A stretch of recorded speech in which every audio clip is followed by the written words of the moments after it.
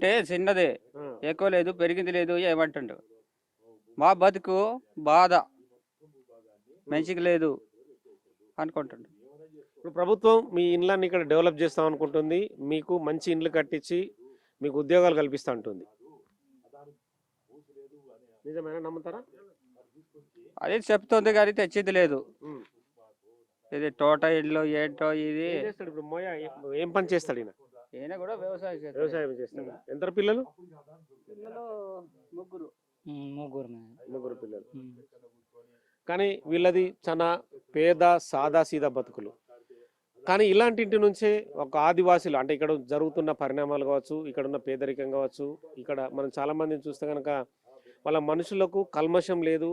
వాళ్ళ మనుషులు ఏదో కార్పొరేట్ సంస్థలు కానీ ఏదో దోచుకోవాలన్నా కనీసం ఇది కూడా లేదు. వాళ్ళైనా చాక్లెట్ ఇచ్చినా, బిస్కెట్ ఇచ్చినా, కొన్ని 10 రూపాయలు 20 రూపాయలు ఇచ్చినా కూడా సంతోషంగా తీసుకునే మనుషులు. కానీ ప్రభుత్వాలు మాత్రం వీళ్ళని టార్గెట్ చేస్తున్నాయి అనేది ప్రజా సంఘాలు ఆరోపిస్తున్నాయి. ఇప్పుడు గోపి, తెలుగు వచ్చిన గోపి కూడా సేమ్ అదే విషయాన్ని చెప్తున్నాడు. కానీ హిడ్మాని టార్గెట్గా చూపిస్తూ ప్రభుత్వాలు మాత్రం తమ ప్రతిష్టను పెంచుకునే దిశగానే అమిత్ షా ప్రయాణిస్తున్నారని ఆరోపిస్తున్నారు. ప్రస్తుతం హిడ్మా ఇంటి వద్ద ఉన్న మనము హిడ్మా ఇంటి వద్ద ఒక్కసారి లోపల పరిణామాలు చూద్దాం. ఎందుకంటే ఇదే ఇంటి నుంచి తన ఎదిగిన తీరుకోవచ్చు, ఇక్కడ నుంచి తన ప్రస్థానాన్ని కొనసాగించిన వ్యవహారం కావచ్చు. 40 ఏళ్ల పాటు పార్టీలో ఎదురులేని వ్యక్తిగా గెరిల్లా ఆపరేషన్కి ఒక కేంద్ర బిందువుగా తను రంగంలోకి దిగాడంటే ఖచ్చితంగా ఏ పోలీస్ అయినా బలి కావాల్సిందే అన్న స్థితిలో మావోయిస్టు పార్టీని ఎక్కడో అంటే దాదాపుగా అంటే ఆకాశం శిఖరాన ఉంచిండనేది ఖచ్చితంగా చెప్పచ్చు. కానీ అదే మావోయిస్టు పార్టీ హిడ్మా పోలీసులు ఎదుట నేల కొరిగిన తర్వాత అందపాతాలనికి దారి స్థితికి వచ్చింది. సో మనం ఇంటి వద్ద చూస్తే కనుక వాళ్ళ ఇంట్లో కూడా ఇక్కడ చూడొచ్చు ఎంతటి పేదరికం ఉంటుందనేది కూడా మనం చూడొచ్చు. మనం పట్టణ ప్రాంతాల్లో కానీ గ్రామీణ ప్రాంతాల్లో చూస్తే మన ఇంట్లో ఆ వస్తువులు లేవు, ఈ వస్తువులు అని చెప్పి ఎంతో గందరగోళానికి గురవుతుంటాం. కానీ వాళ్ళ ఇళ్లలో ఎటువంటి వస్తువులు ఉండయి, వాళ్ళు ఎక్కడ వేసినా అంటే మామూలుగా అన్నాన్ని వండుకున్న మిగతా పాత్రలు కావచ్చు అవన్నీ అక్కడ వేసి ఉంటారు. ఇంట్లో కూడా కోళ్ళు తిరుగుతున్న దృశ్యాలు మనం చూడవచ్చు. అంటే సాదా సీదా బతుకుల నుంచి ఖచ్చితంగా బతుకులు కానీ ఆదివాసీ గ్రామాలు, గిరిజన గ్రామాలు అభివృద్ధి పథంలో ముందుకు వెళ్ళాలని చెప్పి హిడ్మా లాంటి, బార్సా దేవ లాంటి ఎంతోమంది వ్యక్తులు ప్రయత్నం కొనసాగిస్తున్నారు. కానీ అదే హిడ్మా వీళ్ళకి ఖచ్చితంగా రేపటి భవిష్యత్తు కాలంలో ఆదర్శంగా నిలిచే అవకాశం కనిపిస్తుంది. ఎందుకంటే హిడ్మా అనే పేరు ఖచ్చితంగా వీళ్ళను డెవలప్మెంట్ దిశగా తీసుకెళ్లే అవకాశం కనిపిస్తుంది. అంటే హిడ్మా గురించి కొంచెం చెప్పండి, మీకున్న పరిచయ క్రమం కావచ్చు. మీరేమవుతారు, బావ అవుతారా? మాకి బావ అవుతాడు. మాకి ఇప్పుడు వచ్చి మాట్లాడింది లేదు. మాకి ఇప్పుడు ప్రజలు గురించి తిరుగుతున్నాడు, కానీ మా కోసం కాదు. అంటే పార్టీలకు పోయిన తర్వాత ఎప్పుడన్నా బయటకు వచ్చిన తర్వాత చుట్టుపక్కల ఏమైనా కలిసిండా దళంతో పాటు?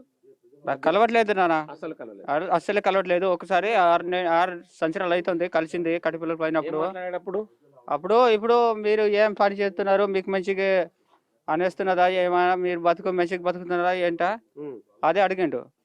అందరు ఇంటి కాడ మంచిగా ఉన్నారా లేరా? ఇంటికి అయితే రాలేదు. ఇంటికి రాలేదు. ఎక్కడ కలిసాడు? బయట కలిసిండు, అడవుల్లో కలిసాడు. బాగానే ఉన్నాడు అప్పుడు కలిసినప్పుడు? మీరు బాగానే ఉన్నాము, బాగానే ఉన్నాడు. ఇప్పుడు ఈ ఎన్కౌంటర్లో హిడ్మా భార్య రాజే తెలుసా మీకు? తెలుసు. ఎక్కడ ఉంటుంది రాజే? ఇక్కడ ఈ చుట్టుపక్కల ప్రాంతమేనా? ఇక్కడ కూడా వచ్చేది. అది వచ్చేదా? అంటే మీ క్యాస్ట్ అయినా, మీ కులం? వాకులమే, ఎస్టీ. అంటే వాళ్ళిద్దరు పరిచయం పార్టీలు ఒకేసారి పోయారా లేకుంటే తదుపరి పరిచయం అయింది వాళ్ళకి? మరి నా కళ్ళు తిరుగుతున్నానా.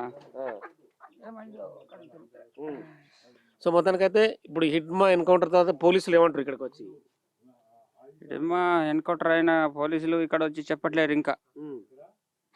ఇప్పుడు హిడ్మా చనిపోతే పోయింది కానీ మీకేంటి అంత ఆలోచన అని చెప్తారు ఎవరు. కానీ ఎవరున్నారు ఈ ప్రాంతం నుంచి మావోయిస్టులుగా? బార్సా దేవ ఎవరు? బార్సా దేవ ఇక్కడ కాదు, ఓయిపారా. తెలుసా నీకు బార్సా దేవ? తెలుసు. హిడ్మా తర్వాత ఇప్పుడు ఆయనే గెరిల్లా నడిపించే పార్టీ అధినేతగా ఉన్నాడు. నాకేం తెలుసు, అలాంటి సంగతి మాకు తెలియదు కదా. మేము వాళ్ళకి కలవము. మమ్మల్ని నక్సలైట్లో మీ కుటుంబం నుంచి ఎవరైనా చేరారా? మా కుటుంబం నుంచి ఇంకా ఇక్కడ నుంచి మడవల దగ్గర నుంచి ఎవరు చేరట్లేదు. కుటుంబం నుంచి? మా కుటుంబం, మా బిడ్డ ఉంది. నా బిడ్డ సొంత బిడ్డ ఉంది. పార్టీలకు ఎందుకు పోవాలి? హిడ్మా చనిపోయాడు కదా, ఎన్కౌంటర్ అయిన కాడ అది కూడా ఉంది.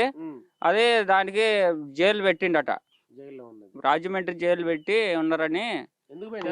ఇంట్లో నుంచి ఎందుకు పారిపోవాల్సి వచ్చింది? ఇంట్లో నుంచి నేను ఈ పని చేయకుండా నీవు పిల్లలతోటి ఆడి ఆడి ఇప్పుడు తినటానికి కుదరదు కదా, ఏదైనా పని చేస్తే మనకి డబ్బు అయినా అవుతుంది, ఏది ఈ తినటానికి ఒక ముద్ద దొరుకుద్ది అని చెప్పి ఒక చెంప నేను కొట్టాను. దాని తర్వాత అది ఏటో మనకి తెలియకుండా ఉరికింది, నేను చుట్టాల దగ్గర పోయిందని నేను ఆలోచించుకున్నా.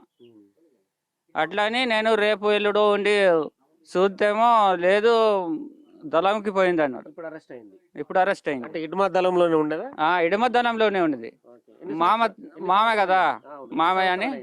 అదే 3 సంవత్సరాలు అయింది. 3 సంవత్సరాలు అయింది. మరి బిడ్డను వెళ్ళి చూడవా? మరి రాజమండ్రి జైలుకి వెళ్తావా?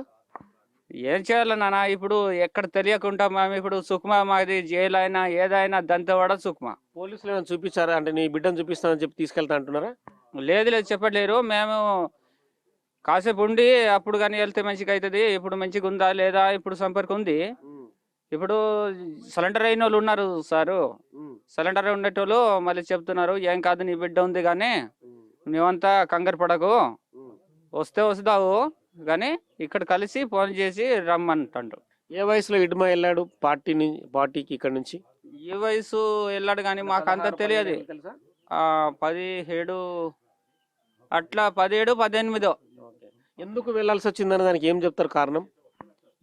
దానికి వాళ్ళు ఆడుకుంటాడనట్టు ఇప్పుడు దళం వచ్చి నేర్పిందిగా. ఇప్పుడు మనకి ఇలాంటి సమస్యలు ఉన్నాయి, మనము ఇట్లా ఉద్యోగం చేస్తేనే మనకి మంచిగా అనిపిస్తుంది. మనం ఇప్పుడు అడవి మన భూములు అన్ని సామ్రాజ్యవాదులు సమ్మతవాదులు